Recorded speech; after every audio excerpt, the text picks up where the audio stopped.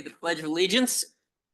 I pledge allegiance to the flag of the United States of America and to the republic for which it stands, one nation, under God, indivisible, with liberty and justice for all.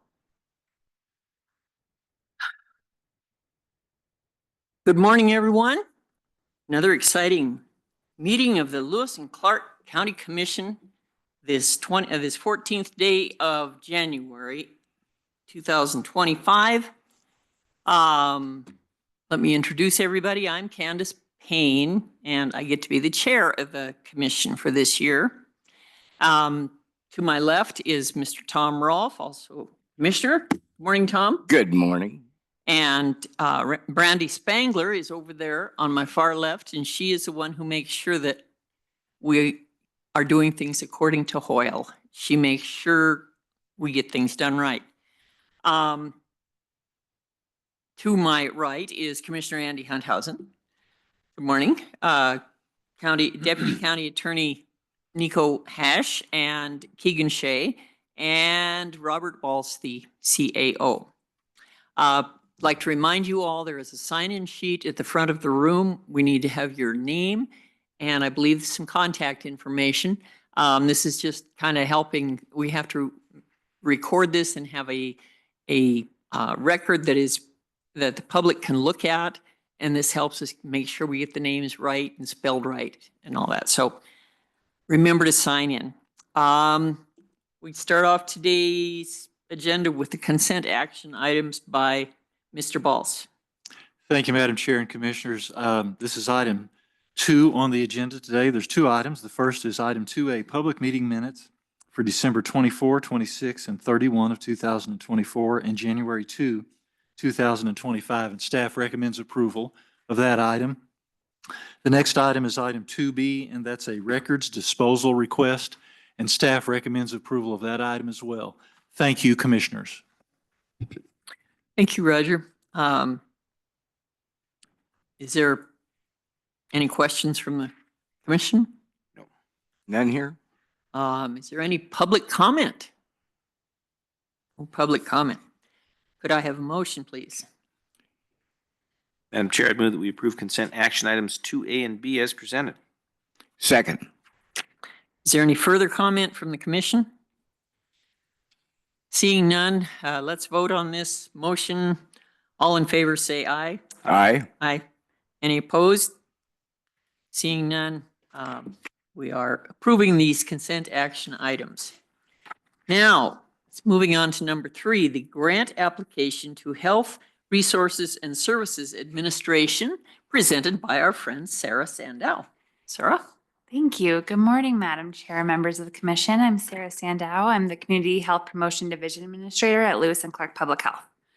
Today, I have before you a grant application to the Health Resources and Services Administration, also referred to as HRSA, for their Rural Health Care Services Outreach Program in an amount of $250,000. The grant period would start on May 1st, 2025 and go through April 30th, 2029, so it's a 4-year grant. The application is due on January 27th. We currently have a 1-year grant from the Montana Department of Public Health and Human Services to pilot a universal home visiting program. Universal home visiting tests the benefit of offering every new parent a home visitor for 1 prenatal visit and up to 3 visits post-birth for the first year. This is offered to anyone who lives in the St. Peter's Health 5-county region of Lewis and Clark, Broadwater, Marr, Jefferson, and Powell counties. In 2021, there was 966 births between those 5 counties. If a family needs more support after those 4 visits, that family could be enrolled in the current home visiting programs that we offer that are more longer term. With this current 1-year grant, we've hired a universal home visitor who will build relationships with the different doctors, the OBGYNs, the hospitals, and the birthing centers. The state was delayed in getting us the contract, so we didn't receive that till September. Once we received the contract, we were posted and hired the position. The home visitor started in early November. She comes with great experience and passion and is currently being trained in the different models. She has already enrolled her first family in this universal home visiting program. This grant will offer 4 years of funding. 4 years would provide us meaningful data to the effectiveness of this program if offering it to all residents rather than our highest risk, highest need families, and what the benefit that could offer. As a new parent myself, I have found that having a home visitor, no matter what your income level or your educational experience, is huge to be able to go through this new stage of life. And if this is found effective, looking at the data from we collect, we would look at sustainable funding to keep it going moving forward. Staff recommends approval, and we are here for questions. Thank you. Thank you, Sarah. Do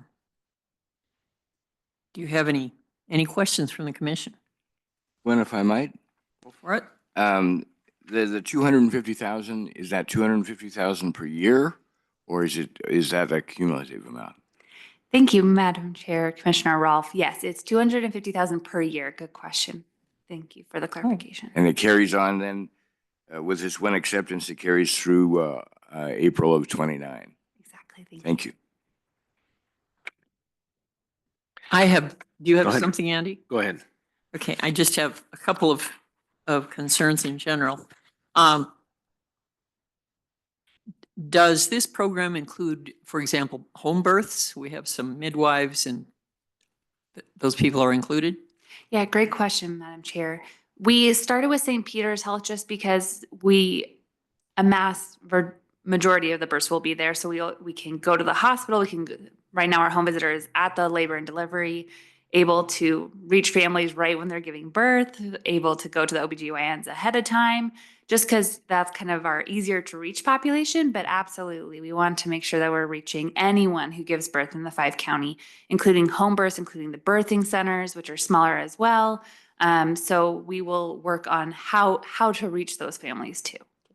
And does that include, say, it's a baby born in Great Falls because they live in Augusta, or, I mean, if they're born outside of the 5-county area, but they live here, do they still get included? Yeah, thank you, Madam Chair. They are welcome to enroll in the program as well. How do we reach them will be more difficult, trying to, partner with those other counties as well, because you're right, some families go to Great Falls, some go to Missoula, some go to Bozeman. Those are very popular hospitals as well. So how to reach them will be part of our process, but yes, they can enroll in the program. Do the health systems in Missoula, Bozeman, and Great Falls, do they have a program like this so that maybe you could exchange information and help each other out? Yeah, thank you, Madam Chair. There is a universal home visiting in Missoula right now. There is not currently one, from the best of my knowledge, in Great Falls or in Bozeman yet, but we can work with their current home visiting programs and the hospitals and the OBGYNs there as well in our outreach program. Okay, thank you. Any other questions? You both covered it. Thank you. Okay.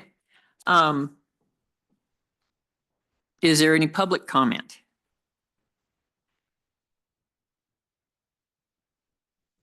Okay.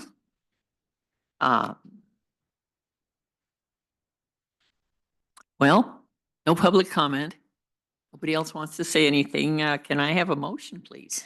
Chair Payne, I would move to accept the grant application, to approve the grant application to Health Resources and Service Administration as explained by Ms. Sandau. Second. The motion has been, it's been moved and seconded that we approve the grant application. All in favor, do I have to ask for a public? No, I did that. Does the commission have any further comment? Okay, and let's vote on this thing. All in favor of approving the grant application as presented by Ms. Sandau, indicate by saying aye. Aye. Any opposed? Motion is passed 3-0. Thank you.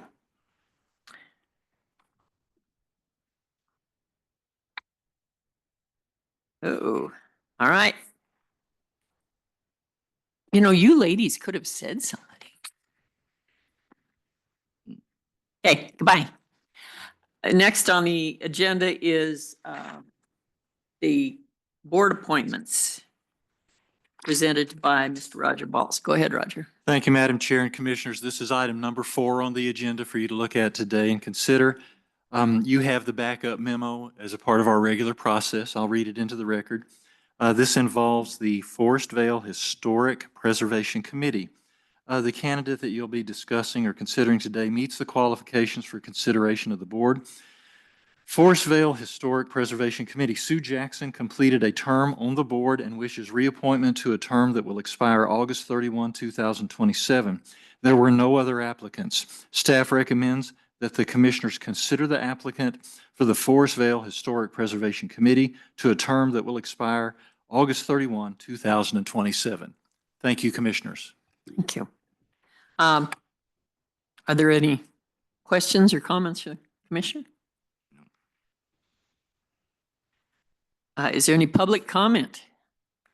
Seeing no public comment and no further comment from my fellow commissioners, could I have a motion, please? Madam Chair, I'd move that we appoint Sue Jackson to the Forestvale Historic Preservation Committee as presented by Mr. Baltz. Second. It has been moved and seconded that we approve the appointment to the Forestvale Historic, to the Forestvale Preservation Committee. All in favor, say aye. Aye. Aye. Any opposed, say same sign. The appointment of, why can't I find her name? Sue Jackson, there it is. The appointment of Sue Jackson to the Forestvale Historic Preservation Committee has been approved.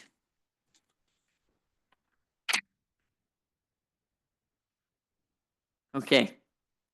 We've come to the point in our little meeting where we need to see if there's any public comment on any matter, public comment on any public matter within the jurisdiction of the commission that has not been addressed on the agenda above. Seeing no public comment, this meeting is adjourned.